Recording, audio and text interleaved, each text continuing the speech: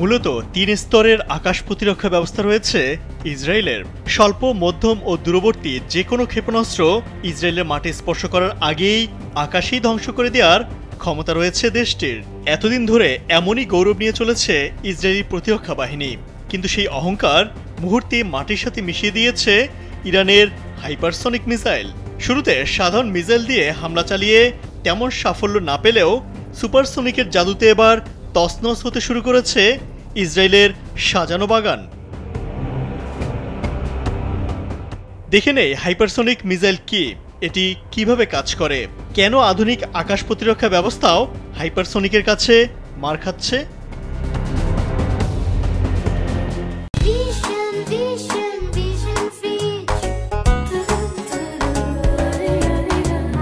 Hypersonic missile হলো এমন এক ধরনের ক্ষেপণাস্ত্র যা শব্দের গতির চেয়ে কমপক্ষে ৫ গুণ দ্রুত ছুটতে পারে। এরা এতটাই দ্রুত যে প্রচলিত প্রতিরক্ষা ব্যবস্থাগুলো অনেক সময় একে শনাক্ত করে ধ্বংসই করতে পারে না।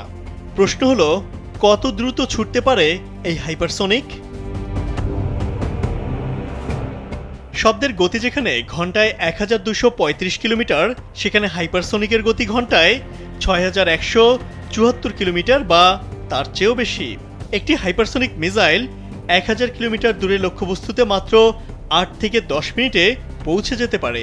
দেখে নেই হাইপারসনিক মিসাইল কিভাবে কাজ করে। লঞ্চ প্যাড থেকে উৎক্ষেপণ করার শুরুতেই মিসাইলটি উচ্চ গতিতে বায়ুমণ্ডলে প্রবেশ করে, এরপর ধীরে ধীরে গতি বাড়াতে থাকে। এমনকি রাডার ফাঁকি দিয়ে হঠাৎ দিক পরিবর্তন করতে পারে হাইপারসনিক। সবশেষ টার্গেটের উপর নিখুঁত আঘাত হানে এই মারণাস্ত্র। হাইপারসনিকের উচ্চ গতির কারণে রাডারে এই মিসাইল শনাক্ত করা খুবই কঠিন। এছাড়া নির্ভুল লক্ষ্যবস্তুতে আঘাত হানার সক্ষমতা রয়েছে এই মিসাইলের। এমনকি পারমাণবিক বোমা বহনের ক্ষমতা রাখে এটি। বর্তমান মিসাইল প্রতিরক্ষা ব্যবস্থা কার্যত অকার্যকর এর কাছে। ফলে বিশ্বের সবথেকে আধুনিক মিসাইল প্রতিরক্ষা ব্যবস্থা নিয়েও ইরানের হামলা ঠেকাতে পারছে না ইসরায়েল। হাজার কিলোমিটার পথ পাড়ি দিয়ে ইরানের একের পর এক মিসাইল গিয়ে আঘাত করছে ইসরায়েলের বিভিন্ন সুরক্ষিত স্থানে, ভেঙে দিচ্ছে দেশটির সকল প্রতিরক্ষাবাদ, মাটির সাথে মিশিয়ে দিচ্ছে সকল অহংকার। ইমতিয়াজ আহমেদ, কালবেলা।